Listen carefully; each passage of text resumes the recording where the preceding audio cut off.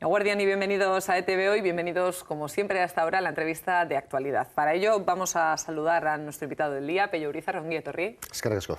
Han pasado ya horas, hemos escuchado mucho durante estos días después de la manifestación del sábado. Cuando le hablo de la manifestación del sábado, hoy por hoy, tras lo visto y escuchado, ¿cuál es la principal reflexión que hace?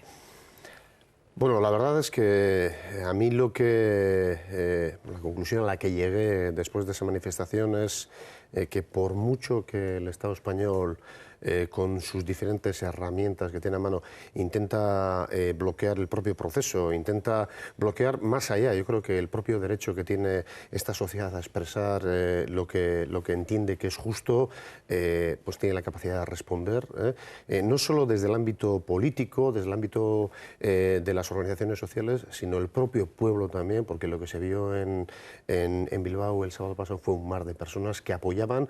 Y desde luego yo creo que cada traba que ponían de Madrid había un compromiso mayor de las personas, o más número de personas se comprometían a asistir a Bilbao, y fue, yo creo que, bueno, pues la mayor manifestación que hayamos visto. Y en ese sentido yo, bueno, pues estoy contento porque veo que hay un punch dentro de la sociedad vasca que, aunque desde Madrid nos vengan una y otra vez imposiciones, está dispuesta a superarlas. Como le digo, hemos visto y escuchado muchos elementos, hemos visto y escuchado a mucha gente. Quiero analizar con usted, no todo, porque todo sería imposible en media hora, pero vamos a empezar por la principal valoración que hizo Andoni Ortúzar. El PNV convocó, junto con ustedes, junto con Sortu, esa manifestación, pero el lunes Ortúzar decía que se sentía decepcionado con lo vivido en la manifestación. ¿Tenía motivos para sentirse decepcionado?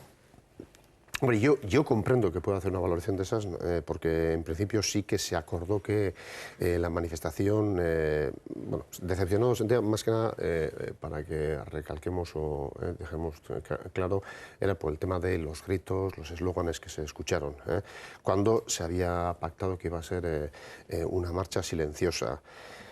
Yo comprendo, no se cumplió, por lo menos en cierta medida. También fueron partes de la manifestación en las que pasó, en otras casi fue totalmente silenciosa. Pero lo que sí es verdad es que yo no lo llevaría más allá de lo anecdótico. Le doy la importancia que tiene, pero lo que sí es claro, yo creo que tenemos que ser conscientes de que, bueno, pues llevamos una semana, o sea, la semana previa a la manifestación fue una semana con muchos componentes que, bueno, pues que de alguna manera condicionaban a las personas. Una manifestación que se llevaba organizando durante mucho tiempo con una preparación previa que, bueno, pues en la que se implicó muchísima gente, manifestaciones previas o organizaciones previas donde estaban participando cientos y cientos de personas.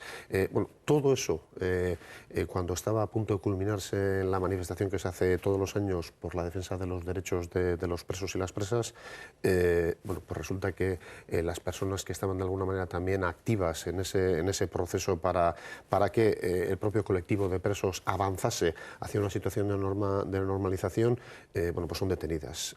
Y cuando se plantea que, bueno, pues que seguramente la propia manifestación va a tener un respaldo mayor, se prohíbe la manifestación.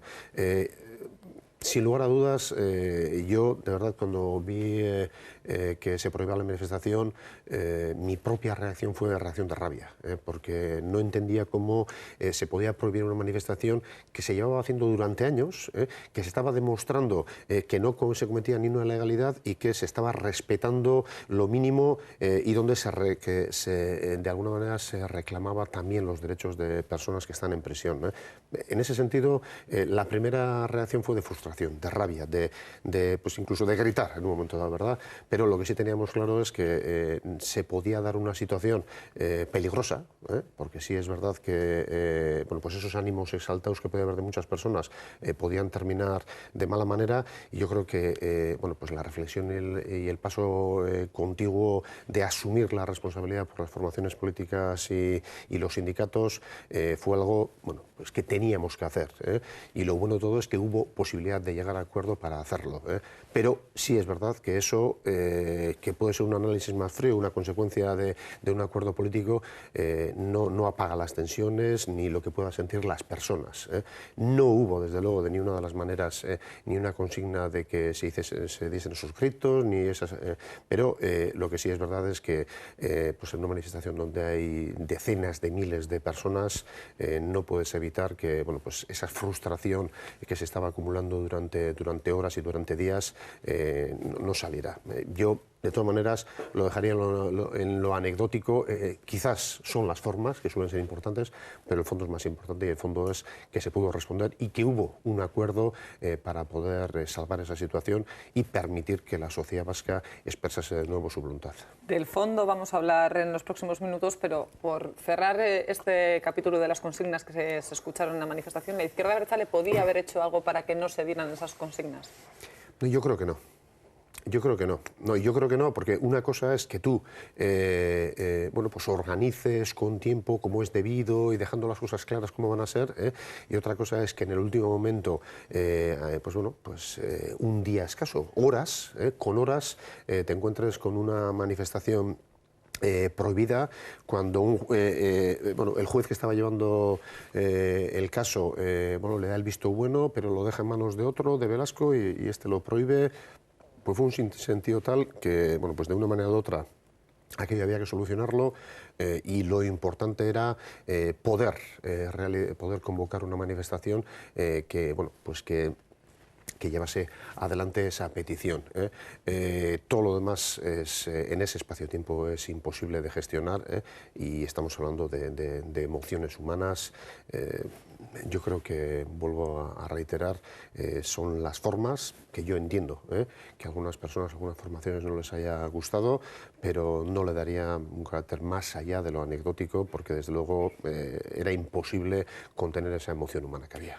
Josu Erkoreka ayer, en la valoración que hacía el Gobierno vasco sobre la marcha y sobre lo visto en los últimos días, reiteraba que es el momento de aunar a las diferentes sensibilidades, todas para trabajar en la consolidación de la paz. ¿Es posible un escenario en el que las 4 fuerzas principales en Euskadi se unan para consolidar la paz? Pues nosotros todavía estamos sentados en la ponencia de paz del Parlamento esperando a que por lo menos otras 2 fuerzas estén dispuestas a sentarse a hablar, que es lo primero que hay que hacer. Llegar a acuerdos es el objetivo final, y los acuerdos cuanto más amplios mejor, y sobre todo en un tema de estos que sabemos que hay que intentar que el acuerdo sea definitivo, para que pues no se dé un escenario donde algunos crean que están saliendo ganando o que salen ganando de esta situación, y otros en cambio se sientan perdedores. Y pues la historia de Euskal Herria está llena de fracasos de este tipo que se podían haber dado en aquel momento por cerrados, pero terminaban saliendo una década o 2, o una generación o 2 más tarde. Yo creo que la cuestión de la paz y la cuestión de la normalización política y social de Euskal Herria es algo que requiere del mayor consenso posible. Pero sí es verdad es que nosotros, pues cuando se decidió en el Parlamento Vasco poner en marcha esta ponencia, pues se decidió con unas claves que nosotros entendíamos que no eran completas, pero aún y así decidimos que teníamos que tomar parte en esa ponencia, porque como base de inicio, aunque no estábamos de acuerdo, podría servir siempre que luego, mediante el diálogo, pues se pudiera completar.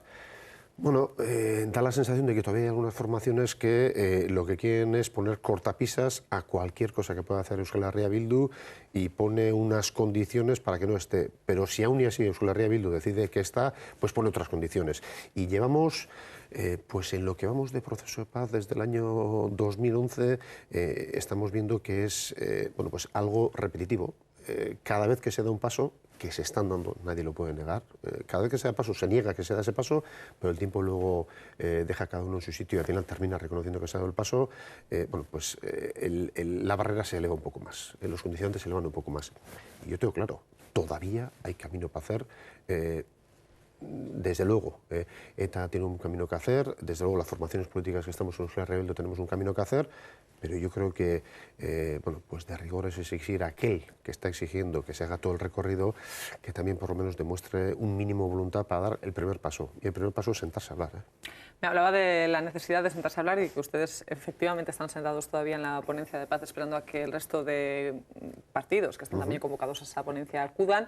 Y en este contexto llegan las últimas palabras de la presidenta del Partido Popular Vasco. El Partido Popular, que ha sido muy, muy crítico en las últimas horas con el PNV por acudir a la marcha con ustedes, incluso Antón Damborenea acusaba al PNV de siempre haber estado más cerca de ETA que de los demócratas.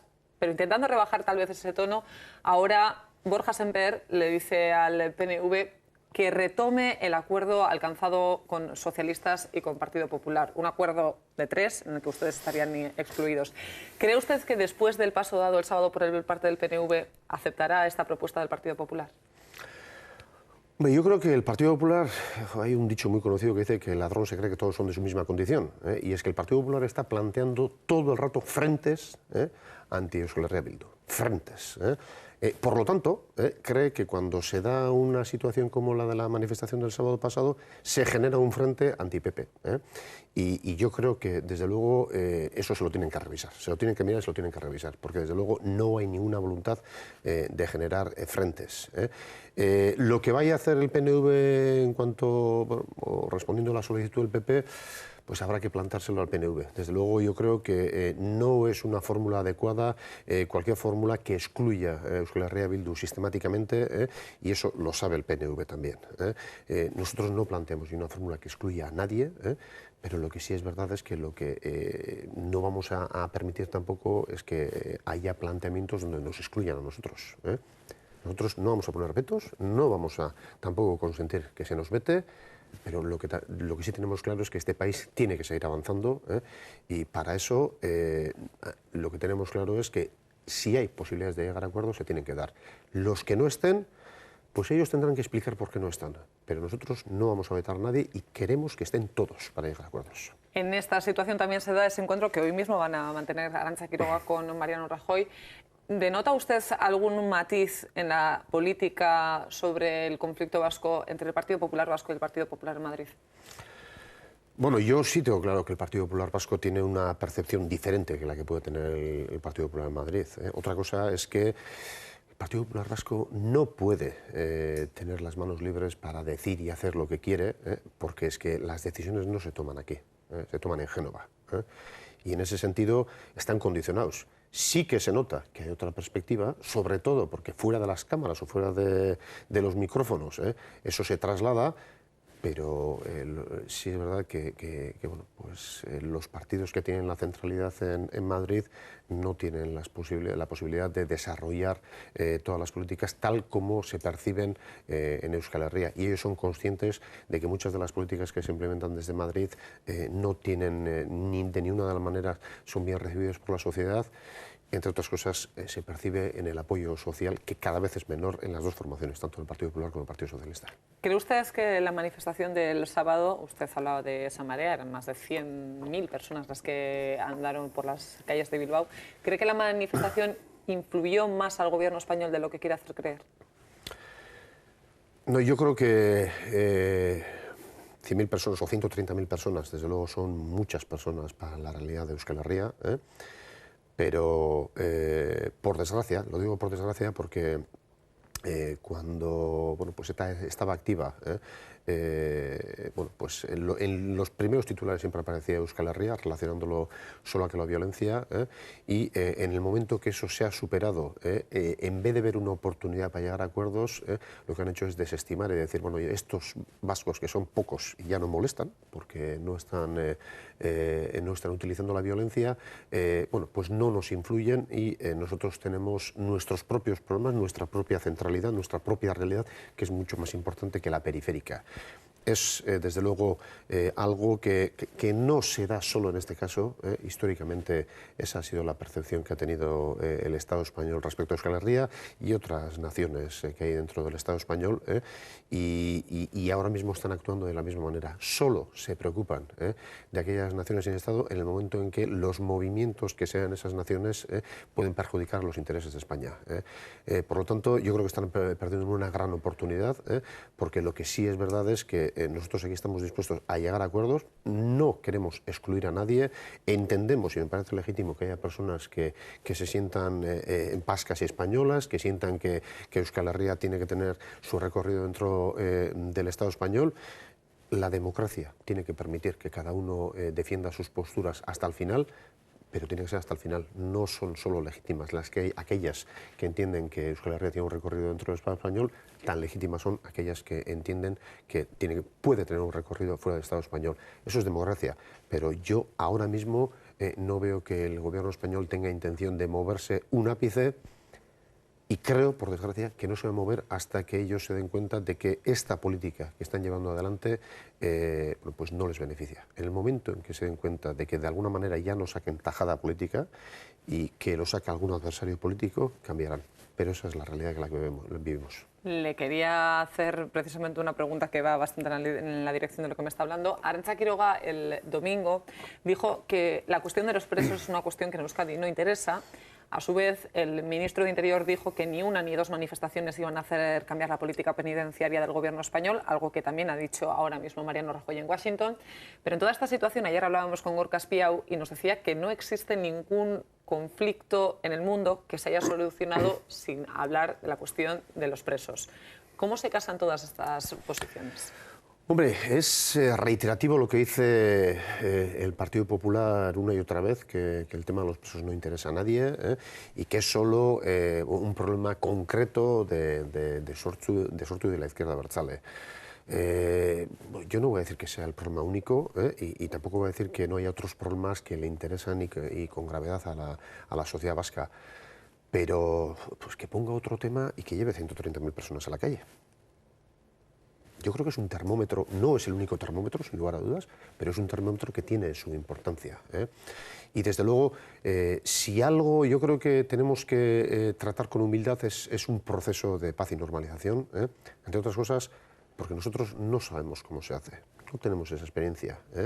Y Gorka, pues bueno, pues Gorka Espiau, por su propio recorrido en diferentes movimientos sociales, lo que sí tiene es contacto o han tenido contacto con organizaciones, con fundaciones que se dedican a ese tipo de cuestiones, porque es que el conflicto vasco no es el único conflicto del mundo, los hay más, los hay diferentes, los ha habido, por desgracia los habrá también, y desde luego no nos van a enseñar cuál es la solución perfecta, pero bueno, podemos aprender de cada uno de esos conflictos cuál ha sido la solución. Y así como en el conflicto irlandés, pues el gobierno británico, yo creo que nada sospechoso de ser pro-IRA ni pro-independentista irlandés, asumieron que los propios presos del IRA podían tener una función activa para acelerar el proceso.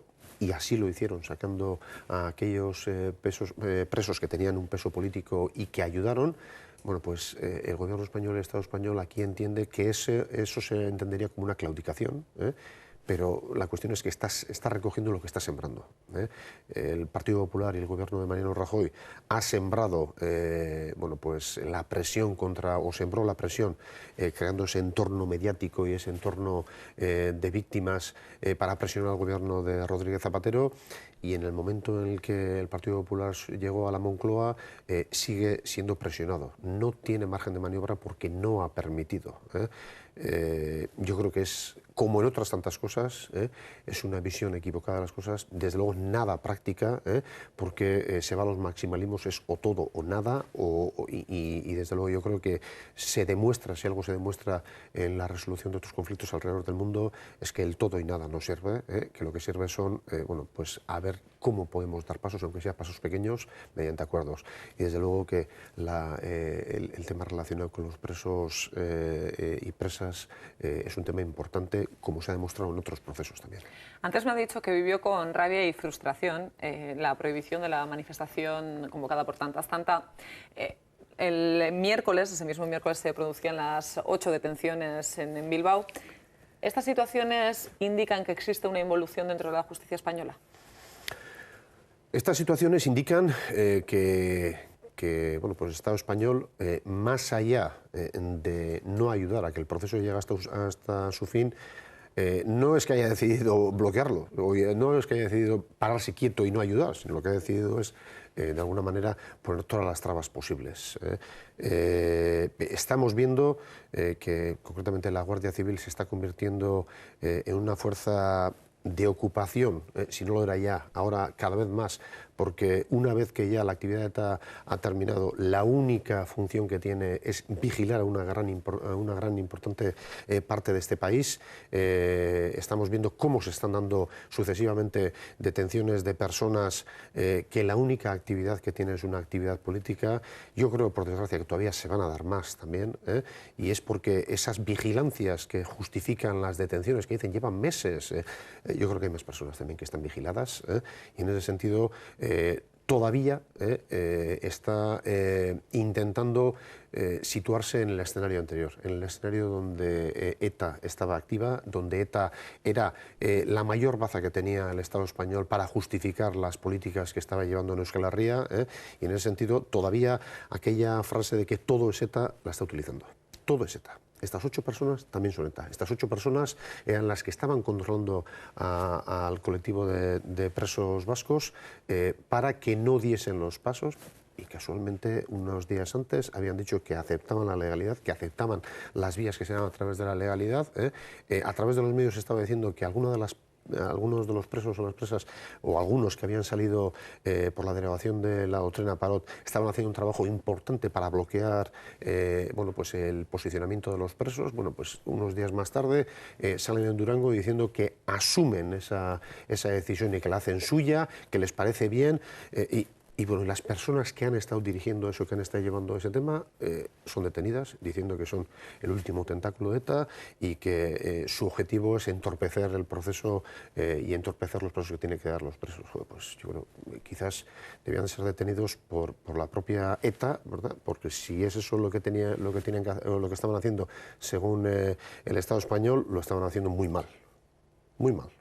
En esta línea le quería hacer alusión a unas palabras que Rodolfo Ares el lunes realizaba en este mismo plato, haciendo alusión al comunicado del EPPK en el que los expresos de ETA asumían el dolor causado durante los años de existencia de ETA. Decía que la izquierda abertzale nunca ha asumido el dolor que ha causado ETA.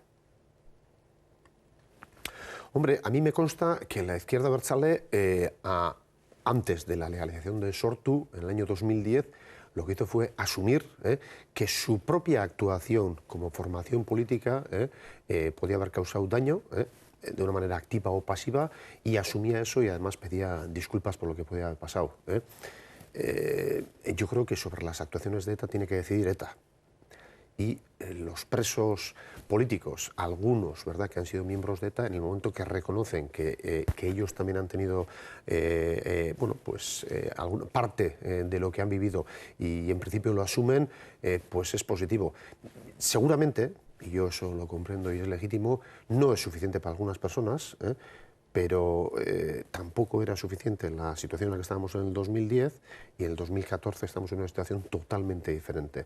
Y todavía hay que dar más pasos, pero a mí se me hace muy difícil, pues, aunque tenga todo el derecho del mundo, ¿verdad?, comprender cómo unas formaciones políticas que todavía no se han dignado a dar el primer paso puedan reclamar que el resto tiene que hacer todo el recorrido. Es legítimo, habrá que hacerlo y hay que hacerlo, y yo creo que se está demostrando que se está dando. Lo mismo con el último comunicado del colectivo de presos.